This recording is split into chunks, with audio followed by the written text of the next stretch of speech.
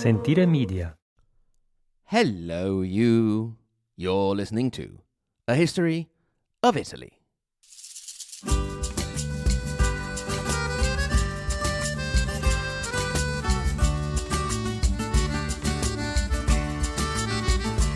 Special interview episode on Artemisia Gentileschi with the Her Half of History podcast. E così ritorno su, lascio I colli nelle valli, tra due salici piangenti, io ritrovo la speranza di un amore che ormai fu.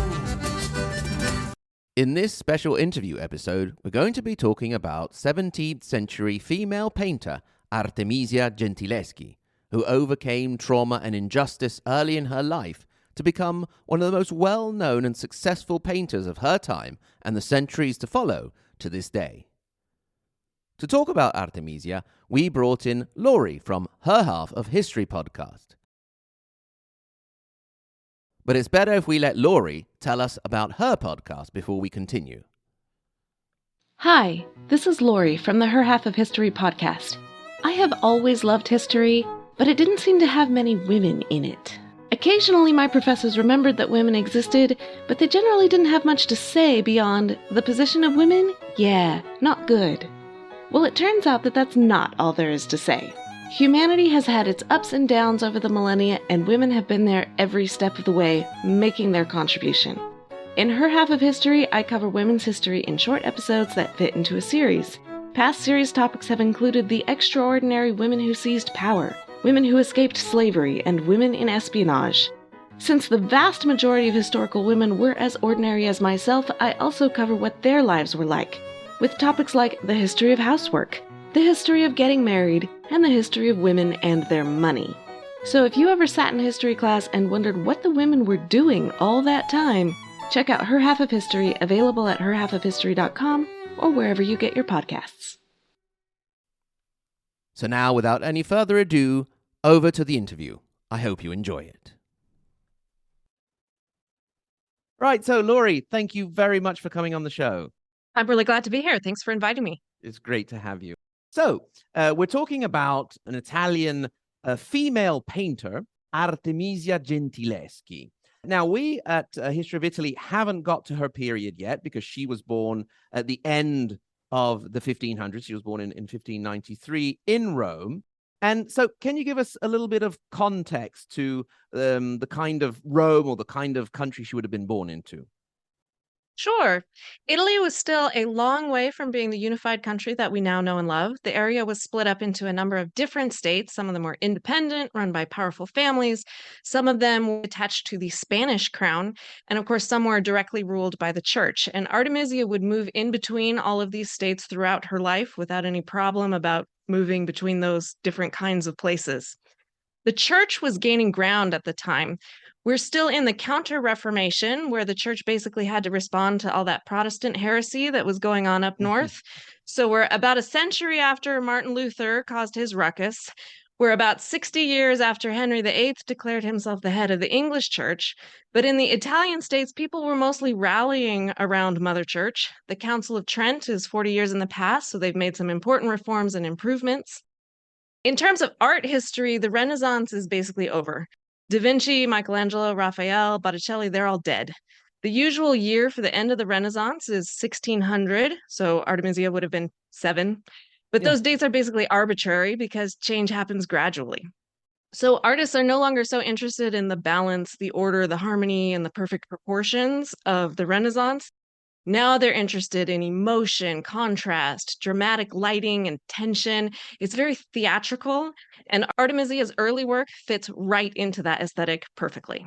Great. Yeah, that's obviously dates are arbitrary. Some people would extend the Renaissance a bit to stick in a Bernini or somebody, but I think 1600 is a good estimate for the end of something you can't really place an end to in the end. But, exactly. We know as so, at least on my part, sort of historians, you're probably a bit more serious than I am. We have to put some boundaries sometimes. So, okay, so exactly. Her father was also a painter. And sort of it was he who initiated her to this art form. but he was sort of a very strict, very authoritative man. She didn't have a lot of freedom in her early life. So what was their relationship like? So Orazio Gentileschi is a difficult character. On the plus side, he taught his daughter to paint. He didn't have to do that. A lot of fathers wouldn't have at that time period. The standard arts training was to apprentice for 5 to 7 years in the workshop of a professional artist, starting somewhere between ages 7 and 10. But that was only for boys. Girls didn't join art workshops. So, in general, the only female painters there are the ones who were the daughters of professional painters. And that's true of Artemisia. So Orazio was a moderately successful painter in Rome, and he also promoted her work, which he did not have to do. It was pretty common for masters to sign their own names to anything that came out of their workshop. So he didn't have to mention Artemisia at all, but he did. He was proud of her, and he promoted her name when he realized how good she was. That's all in the plus column as a father. On the other hand, he had a reputation for being hard to work with, and it hurt him professionally. On a couple of occasions, we know he didn't get jobs because people said, no, you really don't want to work with him. And there are some indications that all was not perfect at home either. His wife died young, so Artemisia didn't have a mother to help her. The sources on their family life are not necessarily trustworthy, and I'm sure we'll get into that. But there are indications that Orazio maybe sometimes stayed out all night and came home at dawn, so not really providing his daughter with the care and protection that she probably needed. Also, that he tried to pressure her into joining a convent, which doesn't seem like great parenting to us, but it was hardly unusual at the time. There's actually a solid reason why he might want her to do that. Generally speaking, placing a girl in a convent was only half as pricey as providing her with a dowry. And he was not a rich man, so this was probably a financial issue.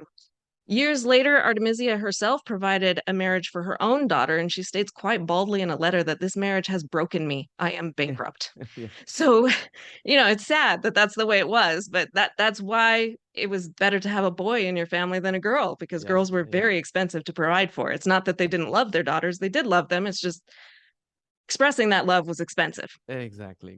Well, even if you had a second son, sometimes you had to stick him, hope to get an abbacy or something for him, or Right. put him in a monastery. So There are also some more disturbing accusations. Orazio may have used her as a nude model for his own art. And there's also an accusation that he was sexually abusing her. But like I said, the sources are not trustworthy. And that accusation is not from Artemisia. So it's really kind of hard to know exactly what their relationship was. okay. And it's also interesting that you mentioned that the fact that an artist or master would put his name on anything that came out of the workshop, because we often imagine masterpieces like, Leonardo's Last Supper, painted only by Leonardo, slaving over, but it would have been a whole team of people working on the project. So Right, it's hard to tell. And art historians will argue about that, often using very technical arguments that I am not qualified to even understand. Neither am I. Okay, so speaking of her life, her early life, she, at a very young age, she was marked, her life was marked by a very tragic event and a great injustice. So can you tell us something about that? Right. Orazio had a friend named Agostino Tassi. He was also a painter, and they had collaborated professionally. Orazio also hired Agostino to teach Artemisia perspective in drawing, and that was a bad decision. Agostino already had a criminal record. He's a pretty unsavory character. And in 1612, Orazio brought a lawsuit against him for raping Artemisia. And so this lawsuit ended up in a trial. And what can you tell Yes. us about this trial? Oh, it's revolting. If you think of the very worst of the celebrity trials we've had in recent years surrounding sexual harassment and assault, this trial was all that nastiness and more so. We have the transcripts. We have everything that was said and done through this months-long process. And historically, that's very interesting. On a human anguish level, it's disgusting. You have all the typical he said, she said. There's also the standard character assassination. Agostino claimed that Artemisia was just a whore who had lovers all over town. He brought in witnesses to say that everyone knew that. Agostino's also the one who said that Orazio was sleeping with his own daughter, which is why you can't necessarily take that as truth. On the other side, Orazio also lied. He lied about how old Artemisia was. He made her younger than she really was, presumably on the theory that the younger she is, the worse this is. The crime will seem, yeah. Exactly. And he also brought in witnesses to say everyone knew Artemisia was a virgin and an honest woman until Agostino showed up. Mhm. The only one that comes out with their credibility intact is actually Artemisia. The transcripts of her statements are clear, they're consistent, and they seem calm, though it's hard to judge calmness from a transcript. Yeah, You don't obviously. see any of the facial expressions or Exactly, anything yeah. Yeah, at like least that. from the language she used. Right. Exactly. There are a few major differences, though, between this trial and a modern trial of the kind. For one thing, Artemisia had to endure a physical examination to prove her lack of virginity. It seems pointless because neither side was claiming she was a virgin at that point. So why do that? But they did. And if I And understood even correctly, a worse, very public examination as well. Sort of. yes, there were people present to witness Mm. this. And even worse, she was subjected to torture. They had a device where strings or chains, I've seen it translated both ways. They were tied around her fingers and then gradually tightened while the questions were put to her. But she maintained her story. Though the judge was openly skeptical of Agostino Tassi, no one apparently felt the need to torture him to get the truth. So you can make what you will of that. Yeah. And it's particularly Uh, significant, torturing the fingers of an artist. So it's, exactly. doubly It could have been permanent. unjust. It could have been crippling.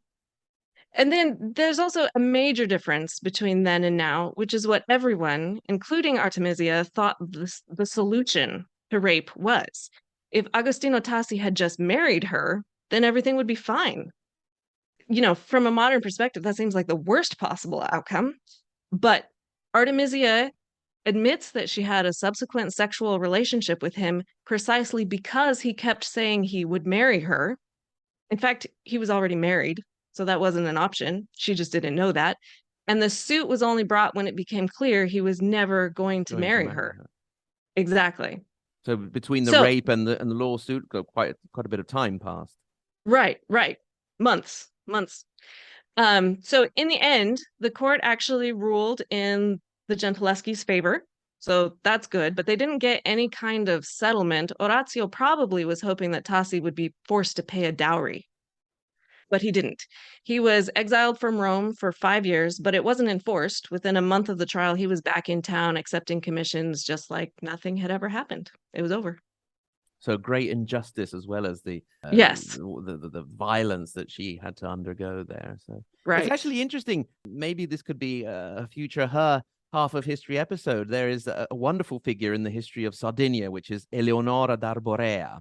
And she set out a series of laws called the Carta del Logo, which collected the Sardinian laws. And under Sardinian law, so they were way ahead of anybody else.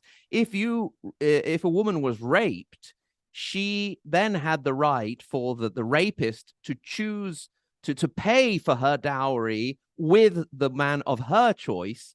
And if he Oh, failed to do so, he would have the, let's say, offending member cut off. So quite wow. drastic in that sense. Yes, So it would that's have very been nicer to progressive in a way. yes. It's a very interesting figure, Eleonora d'Arborea. So, okay. So then after this terrible ordeal, she ended up getting married and moving away to Florence. And so what was that period like for her? Yes. So she gets married very quickly after the trial, and you have to wonder what exactly happened there. I mean, the whole issue was she was no longer a virgin and she didn't have money for a dowry, or probably didn't, and then all of a sudden she's married.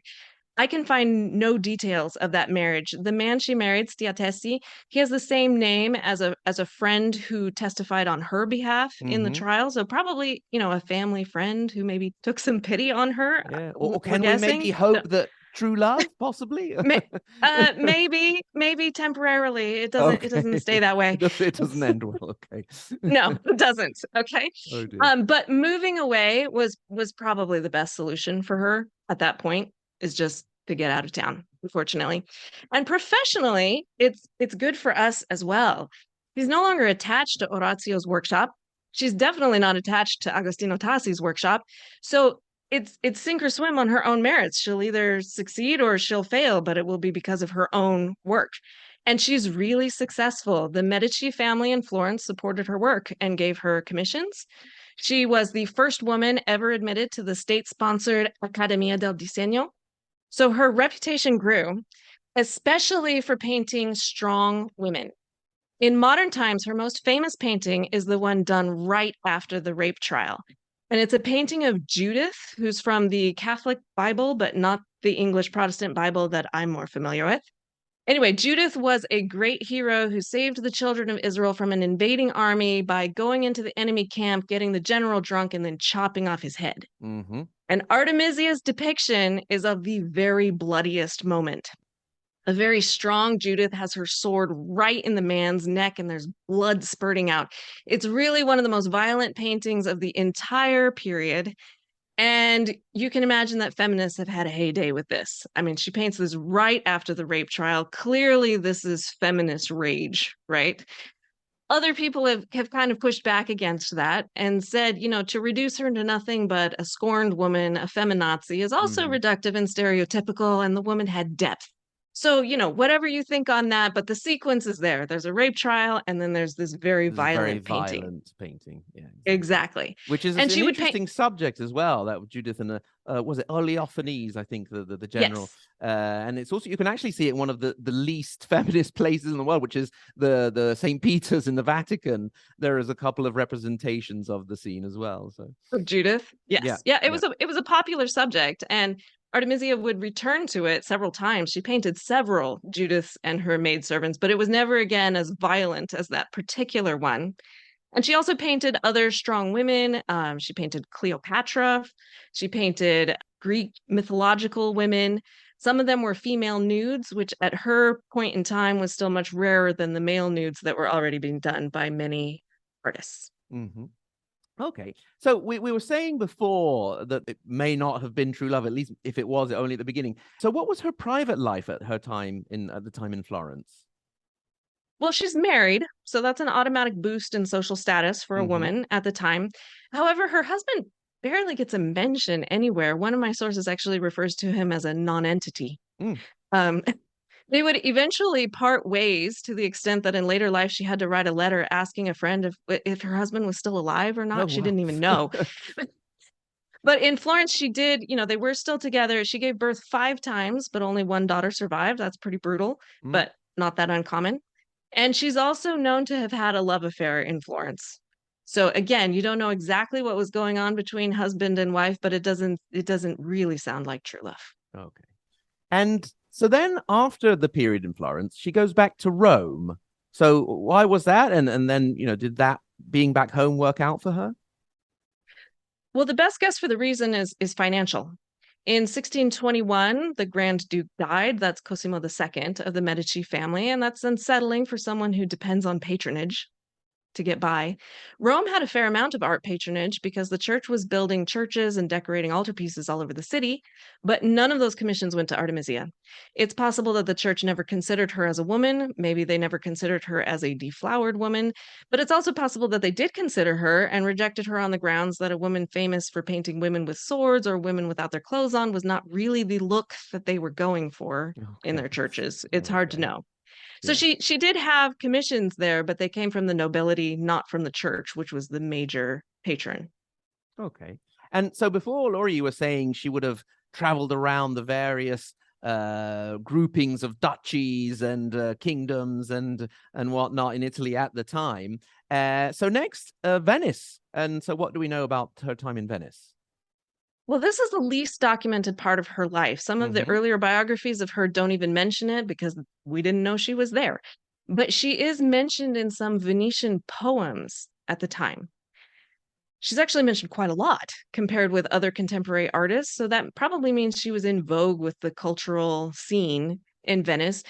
There's even one reference to her as a singer. So maybe she's a multi-talented woman. All right, yeah. But there aren't any documented letters or surviving paintings from this period. It's possible that her husband was still with her then, but even that we don't know. Okay. And then after Venice, it was down to Naples. And so what was that phase of her life like? Right. So by the time she gets to Naples around 1630, she's there as a single mother, supporting herself and her daughter. The husband is completely out of the picture. Naples was the biggest city in Italy, much bigger than Rome. It was one of the biggest cities in Europe, and Artemisia didn't like it. It was dirty, dangerous, and expensive. But the thing about big cities is that there are more potential patrons. That's almost certainly why she went and why she stayed in a place that she didn't like. She was clearly part of the cultural life of the city. There are poets here who also mention her, and we have letters from her. They're mostly business letters written to patrons about payments, and she is no pushover. There are places where she refuses to accept a reduction in payment, places where she insists on a deposit, places where she admits that a woman's name raises doubts, but she's confident that the work will speak for itself when seen. And at one point, she makes the memorable statement that you will find the spirit of a Caesar in the soul of a woman. Oh, good on her. Yes, definitely. Yes. A good business mind as well. Then. Right. Right. Okay, so Naples becomes, in a certain sense, her new home. You were saying she's not crazy about it, but she does become relatively successful in Naples, also thanks to the business acumen you mentioned. But we know that she also made a sneaky little trip to England in this period. Do we know anything about that? And was there a kind of reunion with her father who may have been in England? Yes, that is exactly right. She went to England to work at the court of Charles I. And if you're up on your English royal history, you'll know him as the guy who would eventually get his head cut off after refusing to work with Parliament. And then we have the English Revolution. But at this point, his head was still attached, and he was building a palace for his queen. And he was using Charles, it. yes. Charles was a great patron of the arts, and he wanted to collect not only Italian art, but Italian artists. And he had hired Orazio Gentileschi to do the paintings for the ceiling in the big hall of the Queen's house. And it's a big project, it's 40 square feet.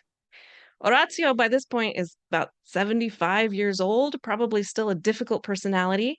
I'm not super clear on whether Orazio thought he needed help, or maybe if Charles I had doubts that this project was actually going to get done. But Artemisia was brought in to help and to make sure that the job actually got done. And it did. They finished it. Unfortunately for Artemisia, it got done with Orazio's name attached, only his name attached.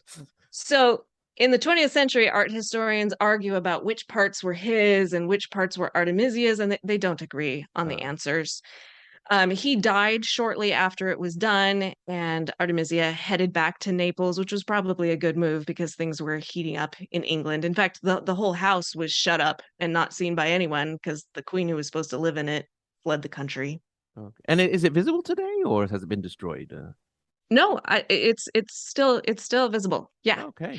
There's also my personal favorite of Artemisia's paintings. It wasn't part of that ceiling, but it's still in the English Royal Trust because it was purchased by Charles when she was there, and it's called variously the self-portrait or the allegory of painting, or maybe self-portrait as the allegory of painting. There's a lot of argument about whether it's really a self-portrait or not, but it's definitely a painting of a woman painting. Okay. And that's not, yes, exactly. And that's not that unusual. But what is unusual about it is that usually when artists paint themselves painting, you can look at either the artist or you can look at whatever they're painting on the canvas in the picture. And her canvas is blank. She's there with the paintbrush. So it's the moment right before creation where anything is still possible. And so you can kind of read into that. I think she thought of herself as a self-made woman. She was her own creation. You know, she wasn't following any of the role models that were provided for her. So she's creating herself, and it's clean from a slate, blank canvas. in a certain sense, or exactly. figurative and a real sense of clean canvas in this case. Right. Wow, that's lovely. And what about her death? Did she end up having a tranquil, happy death, as happy as it can be? Let's say. I mean, does the story end well for her? Well, she goes back to Naples, continues painting. She dies in 1656, and there aren't a lot of details about it. Our main indication that she actually died was a couple of lewd verses that mention her death as an immoral woman who also happened to paint. And many art historians have complained that even after a very successful career, she's still suffering the consequences of that decades-old rape trial. However, more recently, one historian has panned out to look at the entire book where those verses appear, and it seems that it's just the way the author talked about all women, all of them. So it doesn't necessarily say anything about her or her choices or her life or how she was viewed. That's just unfortunately how you talk about women. Okay, so in general, then, what is it about her painting that was so important, so innovative, and what about her legacy now? Or after, in the centuries after her death, let's say?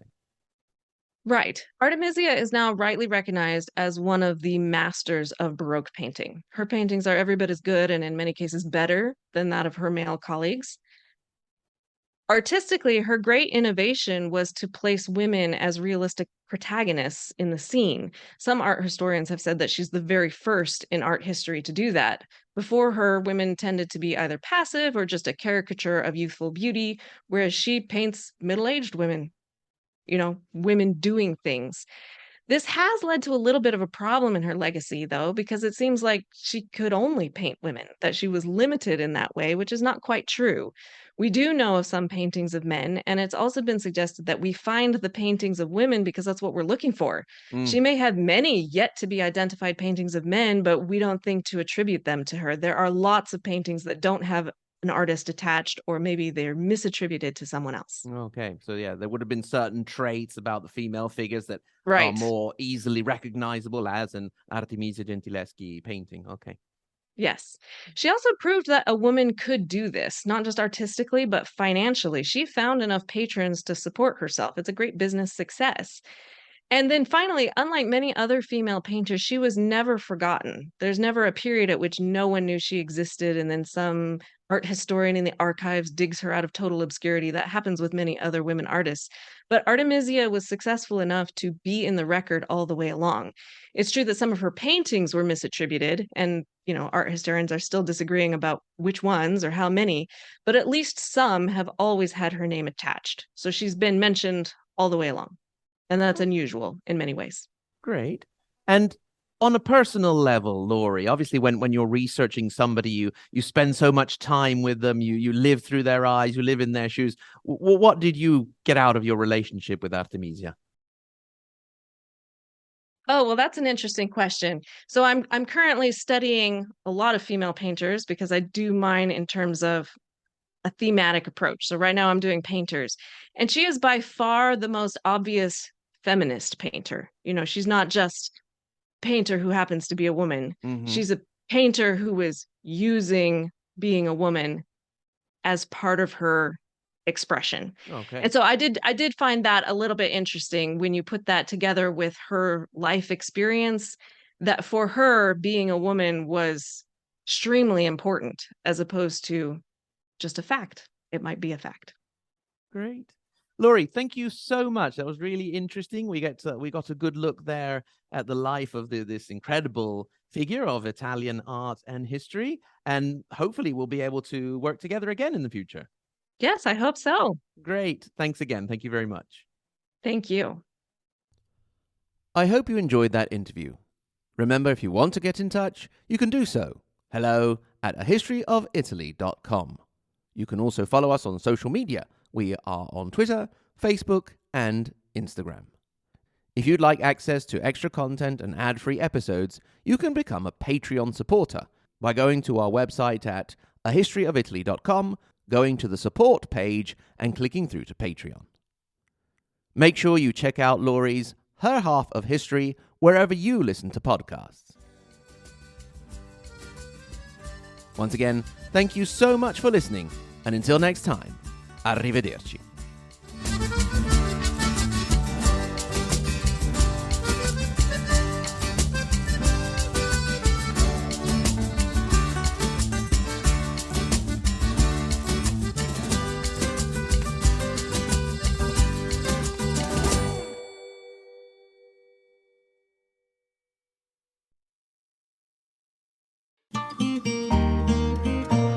Sentire Media.